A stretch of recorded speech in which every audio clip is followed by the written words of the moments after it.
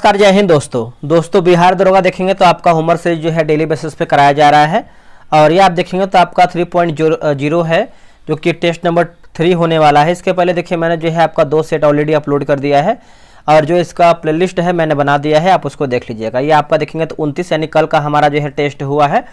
आज इसको हम डिस्कस करने वाले हैं। इसमें देखेंगे तो आपका करंट अफेयर है, जियोग्राफी, जिसमें जियोग्राफी में देखेंगे तो भारत का परिचय, और इकोनॉमिक्स में देखेंगे तो आपका अर्थशास्त्र का परिचय है। 75 क्वेश्चन आपका टोटल होने वाला है। आप लोग का स्कोर कितना आता है आप कमेंट बॉक्स में दीजिएगा, ठीक है। और लुसेंट का मैंने जो है सीरीज स्टार्ट किया हुआ है, बहुत अच्छा खासा सबका रिस्पॉन्स आ रहा है, इस स्कोर भी सबका बेहतर तरीके से बढ़ रहा है। तो चलिए हम पहला प्रश्न क्या है देखेंगे, एक एक क्वेश्चन को देखिएगा। देखिए पहला प्रश्न है कि MiG-21 लड़ाकू विमान के बारे में निम्नलिखित कथनों पर विचार कीजिए। इसमें आपका पूछ रहा है कि सही हमारा कथन क्या है, उसी को बताना है सही कथन। देखिए सही कथन की बात कर लेते हैं तो ऑप्शन नंबर जो है, जैसे MiG-21 को 26 दिसंबर 2025 को चंडीगढ़ में जो है सेवा मुक्त किया गया, यही देखेंगे तो हमारा जो है कथन सही है। तो ऑप्शन नंबर क्या है, केवल 1 हमारा जो है सही उत्तर होगा। किस कंपनी ने अंडमान सागर में प्राकृतिक गैस भंडार की खोज किया था? प्राकृतिक गैस भंडार की खोज की थी, तो इसका उत्तर हो जाएगा ऑयल इंडिया लिमिटेड होगा। क्या होगा? Oil India limited. Option number देखेंगे तो डी हो जाएगा ऑयल इंडिया लिमिटेड। आगे बढ़ते हैं, निम्नलिखित में से किसने लिखा गया है स्वेपेबल बैटरी वाले इलेक्ट्रिक भारी ट्रकों का भारत का पहला बेड़ा लॉन्च किया है? भारत का पहला जो है बेड़ा लॉन्च किया है, तो इसका आंसर देखेंगे तो हो जाएगा जवाहरलाल नेहरू बंदरगाह प्राधिकरण, और ये आपको जो है महाराष्ट्र में देखने को मिलता है। और वही बात करते हैं दीनदयाल बंदरगाह जो प्राधिकरण है, ये आपको गुजरात में देखने को मिलता है, गुजरात में। चलिए नेक्स्ट हमारा प्रश्न है, उससे पहले थोड़ा सा हम लुसेंट के बारे में डिस्कस कर लेते हैं। आप यहाँ पे लुसेंट के बारे में देख सकते हैं, लुसेंट सिलेक्शन बैच के नाम से मैंने इसको लॉन्च किया है। और इसका जो PDF है मैंने टेलीग्राम पे 3 PDF आंसर की हाईलाइट के साथ अपलोड किया है, तो आप उसका जो है क्या बोलते हैं कि एक डेमो के तौर पे देख सकते हैं कैसे क्या टेस्ट का PDF होता है। 149 रुपये जो है मैंने इसका फ़ी रखा हुआ है। ये आपका 3 महीने दिसंबर में पूरा इसको हम खत्म कर देंगे, ठीक है। और जो टेस्ट की विशेषता की बात करते हैं, रोजाना आपको 5 पेज देंगे, जिसमें से आज हमारा जो है टेस्ट नंबर 5 होने वाला है, जिसमें से हमने जो है 20 पेज हमने जो है ख़त्म कर दिया है, ठीक है। और आज हम मतलब इसमें जो है 100 क्वेश्चन का टेस्ट होता है। टेलीग्राम क्यूज बोर्ड से आपका टेस्ट होगा, फुल PDF आपको 100 क्वेश्चन का देंगे। एक दूसरा PDF रहेगा हाईलाइट PDF, ताकि आप मोबाइल में कहीं भी रहें अपना रिवीजन कर लें, याद कर लें। 7 PM में डेली आपका टेस्ट होगा। आप चाहें तो इस नंबर पे आप पेमेंट कर सकते हैं। अगर आपका पेमेंट नहीं होता है तो आप व्हाट्सएप पे मैसेज कीजिएगा, सर QR भेज दीजिए। क्या मैसेज करना है? QR सेंड मी, ठीक है। यहाँ पर आप किताब देखेंगे, ये लगा हुआ है ब्लू कलर का सब्जेक्टिव किताब है, थ्योरी वाला पार्ट है, इसी से हम करवा रहे हैं, ठीक है। तो आप सभी लोग फटाफट ज्वाइन हो जाइए। देखिए मेरा उद्देश्य ये है कि अगर आप ज्वाइन करना ही चाहते हैं तो पहले से ज्वाइन कीजिए। अगर आप कोई 10, 15, 20 सेट बाद आप करेंगे तो कहीं ना कहीं बहुत सारे छात्र से आप पीछे चले जाएंगे, तो उस चीज़ को मैनेज कीजिए। लुसेंट तो पढ़ना है ही, लुसेंट को हल्के में ना लीजिए। आपका 40 से 45% जो आपका GK GS है दरोगा में, आपका पूरा यहीं से कर देगा। बाकी आप करंट अफेयर करेंगे 10-15% वहाँ से हो जाएगा। उसके बाद दृष्टि पढ़ेंगे तो वहाँ से आपका 10 से 20% हो जाएगा। तो कहीं ना कहीं आप लुसेंट छोड़ नहीं सकते हैं। चलिए आते हैं क्वेश्चन पे, ठीक है। तो 4th का आंसर आप देख लेते हैं, एक बार 4th पढ़ लेते हैं फिर से। देख लिया कि विश्व लिखा गया सी फूड कांग्रेस 2026 के संदर्भ में निम्नलिखित कथनों पर विचार करें। सत्य यानी सही हमारा क्या है? देखिए सही कथन की बात कर लेते हैं तो ऑप्शन नंबर C, जैसे यह चेन्नई में आयोजित किया जाएगा। भारत 2026 में पहली बार जो है विश्व सी फूड कांग्रेस की मेजबानी करेगा। तो आंसर देखेंगे 4th का तो C, यानी 1 और 2 हमारा जो है सही उत्तर होगा। राष्ट्रीय आयुर्वेद दिवस 2025 के संदर्भ में निम्नलिखित कथनों पर विचार कीजिए। निम्नलिखित कथनों पर विचार कीजिए, सही हमारा कथन क्या है? देखिए सही की बात कर लेते हैं तो ऑप्शन नंबर C, जैसे यह 10वां आयुर्वेद दिवस था, सही है। 2025 में पहली बार 23 दिसंबर को राष्ट्रीय आयुर्वेद जो है दिवस मनाया गया। तो आप बोल सकते हैं ऑप्शन नंबर C, 1 और 2 हमारा राइट होगा। भारत की पहली विदेश रक्षा विनिर्माण सुविधा का जो उद्घाटन है वो कहाँ किया गया है? दोस्तों ये किया गया है मोरक्को में किया गया है। ऑप्शन नंबर देखेंगे तो B हमारा सही उत्तर हो जाएगा, मोरक्को में। अगला है कि हाल ही में किस निकाय ने चीफ ऑफ डिफेंस स्टाफ के रूप में जनरल अनिल चौहान के सेवा विस्तार को मंजूरी दिया है? सेवा विस्तार को मंजूरी दिया है। तो क्या होगा इसका आंसर? देखिए इसका आंसर देखेंगे तो कैबिनेट की नियुक्ति समिति हो जाएगा, ऑप्शन नंबर बी होगा कैबिनेट की नियुक्ति समिति। ठीक है, याद रखिएगा, भूलिएगा नहीं। चलिए आगे बढ़ते हैं। अगला हमारा प्रश्न है कि अगस्त 2025 में लोकसभा ने अनुसूचित जनजातियों के लिए सीटें आरक्षित करने के लिए एक विधेयक जो है पारित किया है। एक विधेयक दोस्तों जो है आपका पारित किया है। क्या होगा, हो जाएगा इसका आंसर? देखिए इसका आंसर आप देखेंगे क्वेश्चन नंबर 8 का, तो ऑप्शन नंबर जो है आपका सी हो जाएगा, गोवा विधानसभा होगा। क्या होगा दोस्तों? गोवा विधानसभा। ऑप्शन नंबर जो है सी हो जाएगा, गोवा विधानसभा।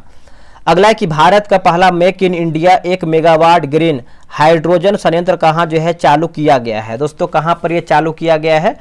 तो ये चालू किया गया है कांडला बंदरगाह दीनदयाल बंदरगाह प्राधिकरण होगा। क्या होगा? कांडला बंदरगाह दीनदयाल बंदरगाह प्राधिकरण, ऑप्शन नंबर ए। अगला है कि हाल ही में भारत के प्रधानमंत्री ने ब्रिक्स शिखर सम्मेलन में रूसी राष्ट्रपति को कौन सी पारंपरिक जो है पेंटिंग उपहार में दिया है? पारंपरिक जो आपका पेंटिंग है उपहार में दिया है। तो क्या हो जाएगा इसका आंसर? देखिए इसका आंसर आप 10 का देखेंगे तो ऑप्शन नंबर सी होगा, सोहराय पेंटिंग जो है इसका सही उत्तर हो जाएगा। ऑप्शन नंबर देखेंगे तो सी उत्तर हो जाएगा, सोहराय पेंटिंग। आयुष्मान भारत प्रधानमंत्री जन आरोग्य योजना को लागू करने के लिए कौन सी संस्था जिम्मेदार है? देखिए कौन सी संस्था जो है आपका दोस्तों जिम्मेदार है? तो जिम्मेदार की बात कर लेते हैं 11 का, तो ऑप्शन नंबर सी होगा, राष्ट्रीय स्वास्थ्य प्राधिकरण होगा। क्या होगा? राष्ट्रीय स्वास्थ्य प्राधिकरण, ऑप्शन नंबर सी होगा। कौन सा शहर रेलवे नेटवर्क से जुड़ने वाला पूर्वोत्तर क्षेत्र का चौथा राजधानी शहर बन गया है? चौथा राजधानी शहर बन गया है। तो देखिए इसका आंसर देखेंगे तो आइजोल जो है इसका सही आंसर हो जाएगा। ऑप्शन नंबर जो है डी सही उत्तर हो जाएगा, आइजोल। देखिए भारत का कौन सा जिला अपनी संपूर्ण बिजली मांग को सौर ऊर्जा से पूरा करने वाला पहला जिला बन गया है? सौर ऊर्जा से पूरा करने वाला जो पहला जिला है यह दीव बन गया है दोस्तों। क्या हो जाएगा आंसर? देखेंगे तो ऑप्शन नंबर जो है बी सही उत्तर हो जाएगा, दीव बन गया है। देखिए रामेश्वरम द्वीप और मुख्य भूमि भारत के बीच नए पंबन ब्रिज की अनूठी विशेषता क्या है? नई अनूठी विशेषता क्या है? देखिए इसका आंसर देखेंगे तो यह एक वर्टिकल लिफ्ट समुद्री पुल है। यह एक वर्टिकल समुद्री लिफ्ट है ना, वर्टिकल लिफ्ट समुद्री पुल है। ऑप्शन नंबर जो है सी सही होगा। माधव राष्ट्रीय उद्यान जिसे मार्च 2025 में टाइगर रिजर्व घोषित किया गया था, मध्य प्रदेश के किस जिले में स्थित है? तो मध्य प्रदेश के जिला की बात करते हैं तो ये आपका शिवपुरी जो है इसका सही उत्तर हो जाएगा। ऑप्शन नंबर देखेंगे तो बी हो जाएगा, शिवपुरी। आगे है कि 27 फरवरी 2025 को भारतीय प्रतिभूति और विनिमय बोर्ड सेबी के नए अध्यक्ष के रूप में जो है किसे नियुक्त किया गया है? बताइए दोस्तों किससे नियुक्त किया गया है? तो तुहिन कांता पांडे को नियुक्त किया गया है। ऑप्शन नंबर बी होगा, तुहिन कांता पांडे। ठीक है, तो आप याद रखिएगा ऑप्शन नंबर बी होगा, तुहिन कांता पांडे। आगे हमारा है कि निम्नलिखित कथनों पर विचार करें, सही हमारा कथन क्या है? तो सही कथन की बात कर लेते हैं। तो जैसे इसमें देखेंगे तो डोनाल्ड ट्रंप ने 20 जनवरी 2025 को संयुक्त राज्य अमेरिका के 47वां राष्ट्रपति के रूप में जो है शपथ लिया है, सही हो जाएगा। और जेडी वेंस ने 20 जनवरी 2025 को संयुक्त राज्य अमेरिका के 47वें उपराष्ट्रपति के रूप में शपथ लिया है, ये गलत हो जाएगा। ये 47वां दोस्तों नहीं होगा बल्कि ये 50वां हो जाएगा। ठीक है, याद रखिएगा सभी लोग। कौन सा राज्य मध्य प्रदेश के साथ मिलकर भारत का पहला अंतर्राज्यीय चीता संरक्षण गलियारा बनाने जा रहा है ना? गलियारा बनाने जा रहा है। तो क्या हो जाएगा इसका आंसर? तो देखिए 18 का सही उत्तर देखेंगे तो राजस्थान जो है इसका सही उत्तर हो जाएगा। 18 का ए राइट उत्तर हो जाएगा, राजस्थान। आगे हमारा है कि कौन सा राज्य या फिर केंद्र शासित प्रदेश अंतर्राष्ट्रीय योग एवं ध्यान महोत्सव 2025 का मेजबान है? 2025 का मेजबान है। देखिए इसका उत्तर हो जाएगा लद्दाख जो है इसका सही उत्तर हो जाएगा। ऑप्शन नंबर देखेंगे तो सी उत्तर हो जाएगा, लद्दाख। 22 जनवरी 2025 को किस सरकारी योजना की 10वीं वर्षगांठ मनाई गई है? 10वीं वर्षगांठ मनाई गई है। तो ये हो जाएगा बेटी बचाओ बेटी पढ़ाओ। क्या होगा? बेटी बचाओ बेटी पढ़ाओ। ऑप्शन नंबर देखेंगे तो क्या हो जाएगा? तो हमारा जो है बी सही उत्तर होगा, बेटी बचाओ बेटी पढ़ाओ। अगला कि 7 मई 2025 को आयोजित राष्ट्रव्यापी नागरिक सुरक्षा मॉक ड्रिल का जो कोड नेम है क्या था? देखिए मॉक ड्रिल का कोड नेम की बात कर लेते हैं तो ये हो जाएगा ऑपरेशन अभ्यास होगा। क्या होगा? ऑपरेशन अभ्यास। ऑप्शन नंबर बी होगा, ऑपरेशन अभ्यास। हाल ही में किस संस्थान ने डिजिटल भुगतान सूचकांक जारी किया है? डिजिटल भुगतान सूचकांक देखेंगे तो जारी किया है। तो देखिए 22 देखेंगे तो ऑप्शन नंबर डी होगा भारतीय रिजर्व बैंक यानी आरबीआई जो है इसका सही उत्तर हो जाएगा आरबीआई। चलिए आगे बढ़ते हैं कि हाल ही में केंद्रीय बजट में घोषित उस योजना का नाम क्या है जिसका उद्देश्य 100 क्षेत्रों के किसानों को सहायता प्रदान करना है ना, सहायता प्रदान करना है। तो 23 का आंसर आप देखेंगे तो ऑप्शन नंबर ए होगा प्रधानमंत्री जन धान्य कृषि योजना होगा। क्या होगा? प्रधानमंत्री जन धान्य कृषि योजना।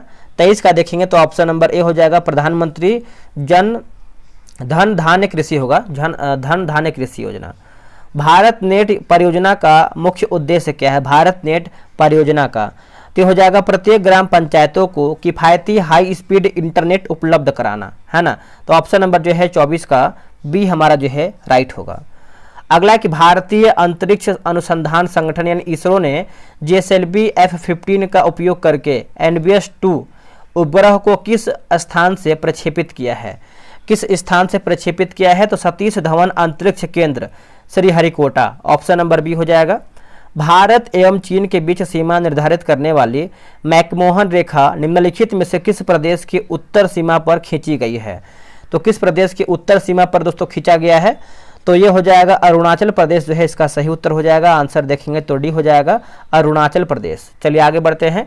निम्नलिखित में से कौन सा जलाशय अंडमान और निकोबार द्वीप समूह को अलग करता है?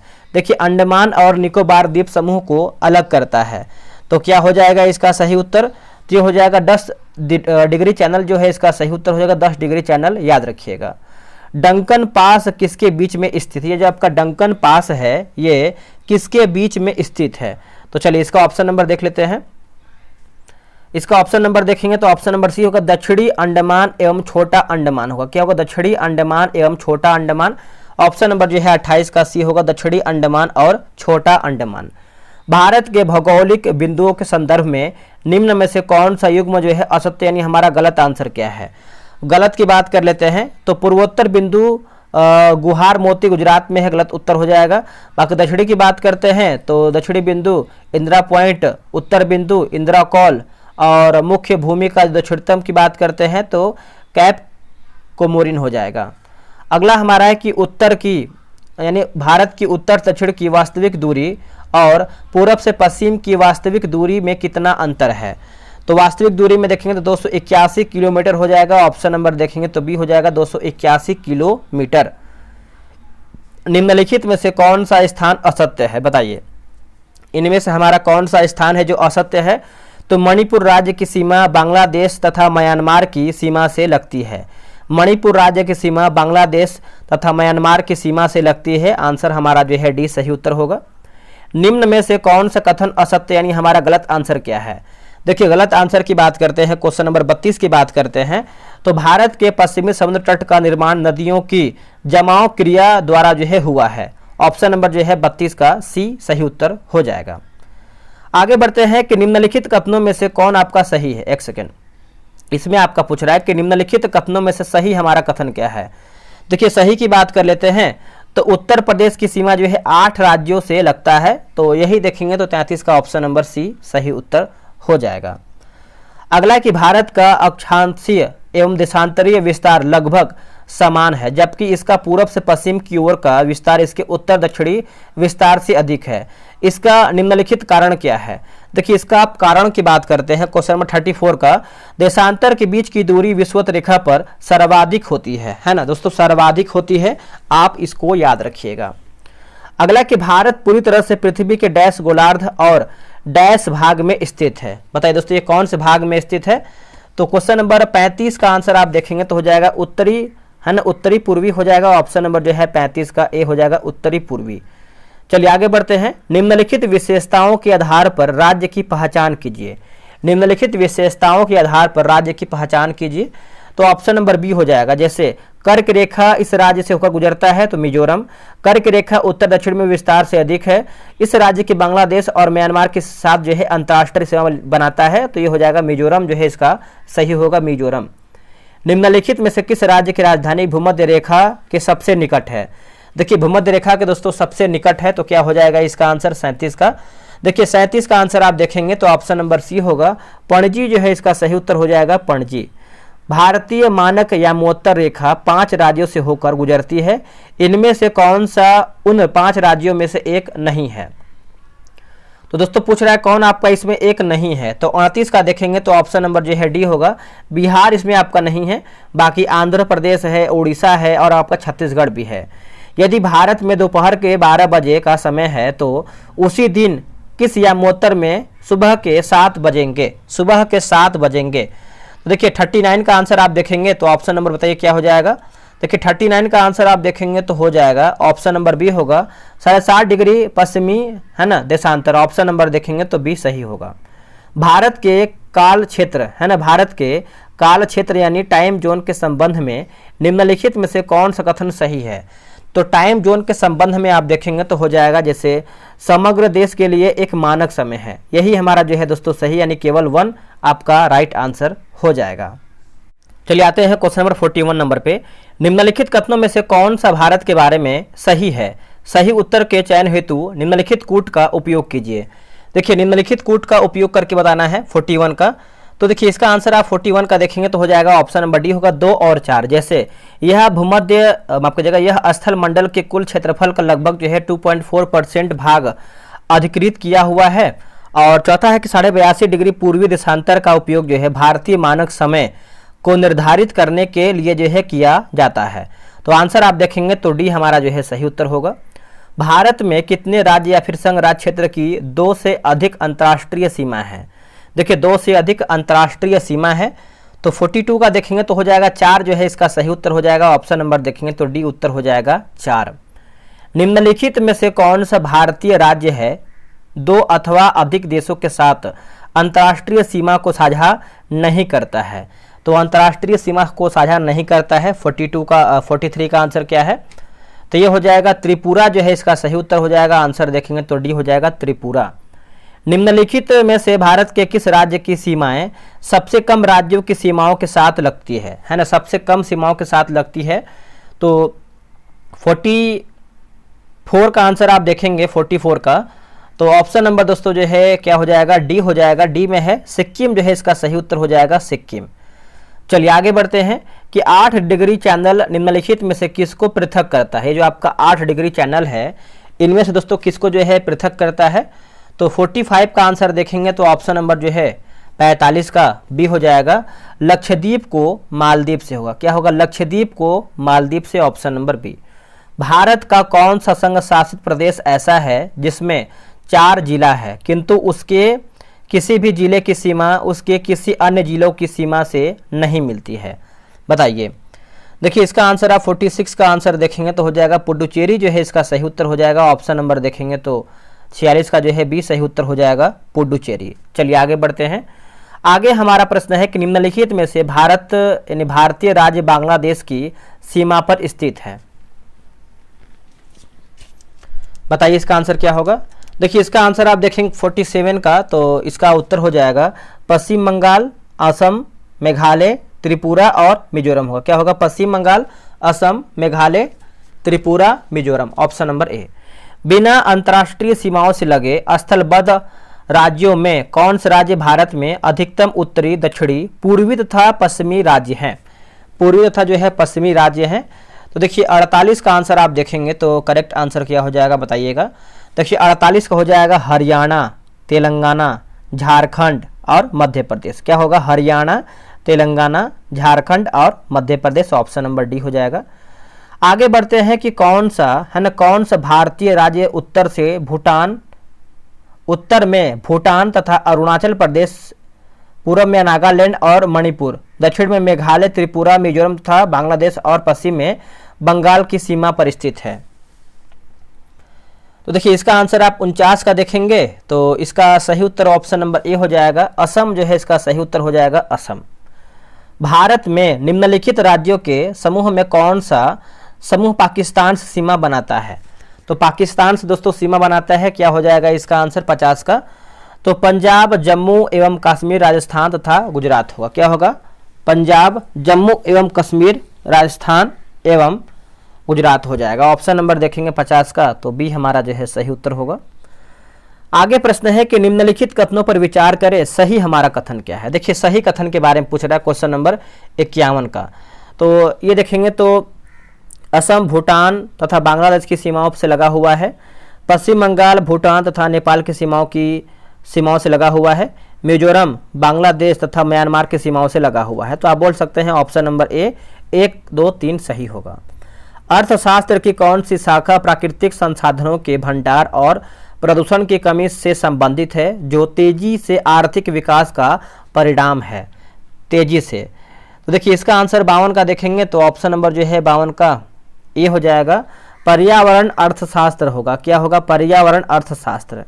निम्न में से किसे व्यष्टि अर्थशास्त्र के जनक के रूप में जो है जाना जाता है? Micro economics. तो इसका आंसर देखेंगे 53 का तो हो जाएगा अल्फ्रेड मार्शल होगा। क्या होगा? Alfred Marshall, option number D. अगला कि निम्न में से किसे समाप्त अर्थशास्त्र के रूप में जो है जाना जाता है? इसका आंसर देखेंगे 54 का तो ऑप्शन नंबर दोस्तों डी हो जाएगा, मेनार्ड किन्स जो है इसका सही उत्तर हो जाएगा, Maynard Keynes, option number D हो जाएगा, मेनार्ड किन्स। तो इसका आंसर देखेंगे क्वेश्चन नंबर 52 का तो ऑप्शन नंबर ए हो जाएगा, पर्यावरण अर्थशास्त्र हो जाएगा। अगला है कि निम्न में से किसे व्यष्टि, ये तो मैंने आंसर बताई दी, निम्न में से किसे समाप्त अर्थशास्त्र के रूप में जो है जाना जाता है? तो इसका भी मैंने आई थिंक आंसर बता ही दिया है।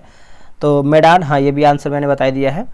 आते हैं क्वेश्चन नंबर 55 पे। डैश को व्यक्तिगत निर्णयन की इकाइयों जैसे कि उपभोक्ता संसाधनों के स्वामी तथा फर्मों के व्यवहार के अध्ययन के रूप में जो है परिभाषित किया जाता है। तो बताइए इसका आंसर क्या होगा? देखिए इसका आंसर आप देखेंगे तो क्वेश्चन नंबर 55 का क्या हो जाएगा बताइएगा। देखिए 55 का जो सही आंसर है ऑप्शन नंबर ए होगा, सूक्ष्म अर्थशास्त्र हो जाएगा।